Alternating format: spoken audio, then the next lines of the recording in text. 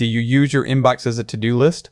We all do it, leaving emails unread just so we don't forget them. But there is a better way built right into Gmail.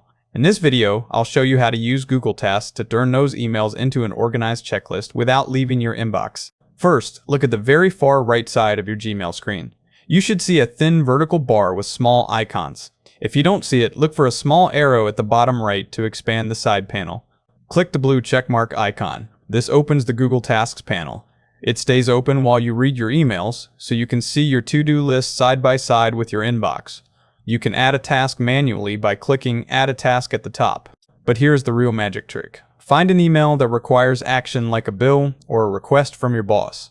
Click and drag that email directly onto the Tasks panel. Boom! It instantly creates a task with the email subject line.